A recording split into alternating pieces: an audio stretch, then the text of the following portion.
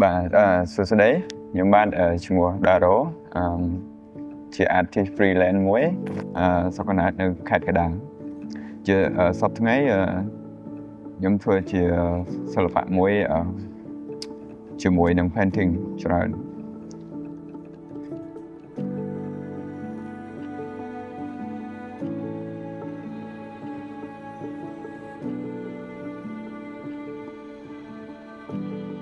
ពីព្រោះ painting របស់ខ្ញុំពីពណ៌ច្រើនជាក់ស្ដែងរូបដែលខ្ញុំយកទៅពីពណ៌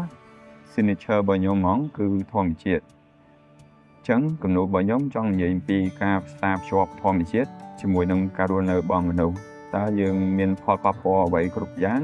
ធ្វើឲ្យរំខានទៅដល់ធម្មជាតិតើធម្មជាតិរំខានដល់ពួកយើងដែរអត់ការចាប់ផ្ដើមរបស់ខ្ញុំចាប់រយៈពេលពី2018មកដល់សប្តាហ៍ថ្ងៃជាក់ស្ដែងបើការរៀនយើងរៀនពី2008មកចាប់ផ្ដើមបដូរសាលារៀនសិល្បៈតែម្ដងទី1សាលាដែលខ្ញុំរៀនគឺសាលាមធ្យមចិត្តសិល្បៈហ្នឹងខ្ញុំរៀនផ្នែកគំនូរពេលដែលខ្ញុំប្រឡងហារូបករណ៍ឆ្នាំ2014ចូលសាកលវិទ្យាល័យខ្ញុំបដូរជំនាញទៅផ្នែកចម្លាក់ទំនើបវិញអញ្ចឹងក្នុងខ្លួនខ្ញុំមាន2 skill មានចម្លាក់ផងមានគំនូរផងពេលដែលខ្ញុំចាប់ដើមអាជីពនឹងមកដល់បច្ចុប្បន្នការជួបបញ្ហាទី1គឺព្រាកច្រើនគឺ material ដែលយើងចង់ប្រើតែវាអត់មានប្រើអញ្ចឹងនៅប្រទេសកម្ពុជាយើងវាអត់ទាន់មាន material ណាដែលយកមកប្រើសិល្បៈពេញលេញទេអញ្ចឹងភាគច្រើនពួកយើងត្រូវការទិញពីក្រៅមកពេលដែលយើងទិញពីក្រៅមកយើងផលប៉ះពាល់របស់យើងគឺថវិកាតែម្ដងដោយសារថវិកាសម្រាប់អ្នកសិល្បៈដែលទិញយកមកប្រើប្រាស់គឺគាត់អត់សូវមានច្រើនទេប៉ុន្តែពួកគាត់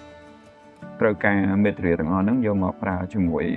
អាតរបស់ពួកគាត់ដូចជាខ្ញុំអញ្ចឹងជាក់ស្ដែងខ្ញុំត្រូវការ color ដែលមានគុណភាពល្អដែលធ្វើវាទៅវាអាចនឹងទុកបានយូរអីចឹងទៅហើយបើសិនណាពណ៌បែបធម្មជាតិហ្មងវាអត់អាចទុកបានយូរទេយើងត្រូវការធ្វើម៉េចឲ្យ color របស់យើងហ្នឹងរក្សាបានយូរអញ្ចឹងយើងត្រូវស្រាវជ្រាវបន្ថែមជាមួយធម្មជាតិហើយតែជាក់ស្ដែងយើងទិញគេមកប្រើខ្លះដើម្បីឲ្យវាដើរទៅមួយគ្នាកុំឲ្យយើងចំណាយលុយច្រើនអញ្ចឹងវាការប៉ះពាល់គឺបែបហ្នឹងជាបញ្ហាហ្នឹងការបាក់បង់ទឹកចិត្តរបស់ខ្ញុំគឺមានអាចនឹងប្រឈមមុខនឹងការបោះបង់អាជីពខ្លួនឯងចោលវាមិនមែនជាអាជីពមួយគិតថាវាល្អផ្សារទេតែគ្រាន់តែវាជាក្តីស្រឡាញ់របស់ខ្ញុំវាជាបំណងរបស់ខ្ញុំពេលដែលវាខ្ញុំបាក់ទឹកចិត្តណាមួយមានអារម្មណ៍ថាខ្ញុំឯកាខ្ញុំមើលទៅខាងក្រៅអត់មានអ្នកគ្រប់គ្រងស្នាដៃសិល្បៈអត់មានអ្នកលើកស្ទួយវិស័យសិល្បៈការគូរអញ្ចាំងផ្សេងការតាំងការចម្លាក់ផ្សេងខ្ញុំមើលទៅខ្ញុំគិតថាវាអត់ទូលំទូលាយអ្វីដែលយើងចង់បោះបង់វាមិនអាចបោះបង់អញ្ចឹងវាអាចនឹងឲ្យយើងមកវិញពួកយើងទៅយើងឃើញមានអ្នកលំបាកជាងយើងច្រើនហើយច្រើនអញ្ចឹងខ្ញុំគិតថាវាអាចឲ្យខ្ញុំបោះចោលជំនាញដែលខ្ញុំស្រឡាញ់តាំងពីទូចបាទអញ្ចឹងខ្ញុំត្រូវតែធ្វើនៅម្នាក់ដើម្បីបង្ហាញទៅ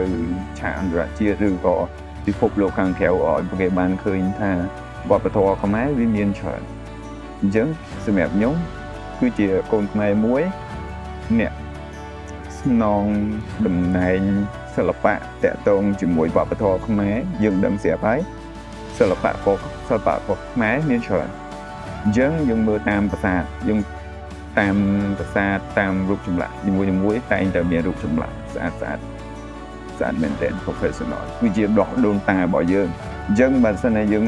ក្នុងនាមយើងអ្នកសិល្បៈហើយយើងត្រូវធ្វើយ៉ាងម៉េចផ្សព្វផ្សាយឲ្យពិភពលោកខាងក្រៅប្រជាជននៅលើផែនដីទាំងមូលបានឃើញប្រទេសយើងទូចមែនប៉ុន្តែយើងមានវប្បធម៌ចាស់ចំណាស់ច្រើន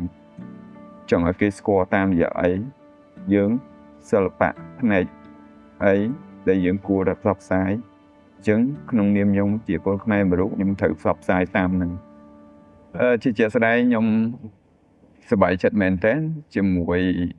ក្រុមហ៊ុន OMA ដែលយើងសហការធ្វើសិល្បៈនៅលើជញ្ជាំងបើសិនណាយើងងាកទៅមើលការធ្វើ banner វាស្រួលវា easy មែនទែនប៉ុន្តែបើសិនណាយើងធ្វើបែបសិល្បៈចេះវាល្អខ្លាំងហើយទី1ខាង OMA ក៏គាត់ជួយ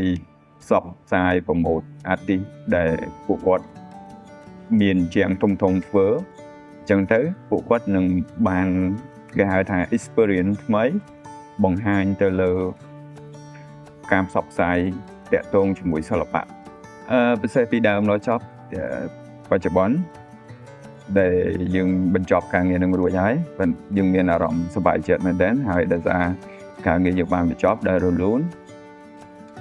តែនៅក្នុងរលូនហ្នឹងវាមានបញ្ហាជាច្រើនដែលយើងប្រឈមមុខទី1យើងជាងធំពួកយើងអត់ទាន់មាន experience ច្បាស់លាស់ទី2អាកាសធាតុវាប្រែប្រួលទី1ក្តៅទី2ភ្លៀងទី2ត្រជាក់ទី4ទី5ខ្យល់អីចឹងទៅប៉ុន្តែពួកយើងជំនះអាចធ្វើវាបានដល់ចប់ដោយជោគជ័យសម្រាប់ខ្ញុំគិតទៅថ្ងៃមុខខ្ញុំគិតថាបើសិនជាមានឱកាសឲ្យសិល្បករធ្វើក្នុងធំទៅមុខទៀតវាល្អខ្លាំងមែនទែនដោយសារអីវាជាអ្វីដែលខ្ញុំចង់ធ្វើវាយូរហើយខ្ញុំចង់រកជាងធំធ្វើវាយូរហើយតែពេលដែលជួបក្រុមហ៊ុនផ្ដល់ខើទៀតអូខេអានឹងត្រូវអ្វីដែលយើងស្រឡាញ់តែម្ដងអញ្ចឹងយើងធ្វើមកវា clean តែម្ដងហើយវាអត់មានជួបបញ្ហាទេដោយសារអីសិល្បករដែលស្រឡាញ់អាវិស័យគូនឹងហើយចង់បានជាងធំទៀតអញ្ចឹងវាត្រូវ fit មួយគ្នាអញ្ចឹងធ្វើមកគឺគូលះមកនឹងហើយអរគុណមែនទែនសម្រាប់OMA ដែលគាត់ផ្ដល់ឱកាសឲ្យ artist ដើម្បីបាន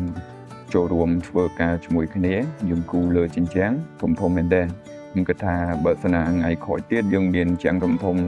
គូទៀតមានន័យថាកាន់តែសប្បាយចិត្តដោយសារអីជួបខ្ញុំចូលចិត្តបែបគនូធំសូម្បីតែគូលើកណាត់ក៏ខ្ញុំមានគនូធំផ្ទាល់ខ្លួនដែរអញ្ចឹងបើសិនណាមានជាងធំអញ្ចឹងខ្ញុំកាន់តែសប្បាយចិត្តពេលដែលយើងសប្បាយចិត្តការគូរបស់យើងគឺយើងសប្បាយចិត្តទៅតាមហ្នឹងយើងអត់មានន័យថាគូមានអារម្មណ៍មានសម្ពាធមកពីនេះពីនោះអញ្ចឹងយើងសប្បាយចិត្តទាំងអស់គ្នាគាត់មុនឲ្យយើងធ្វើយើងក៏ចូលចិត្តការងារហ្នឹងដែរអញ្ចឹងត្រូវមួយគ្នាតែម្ដង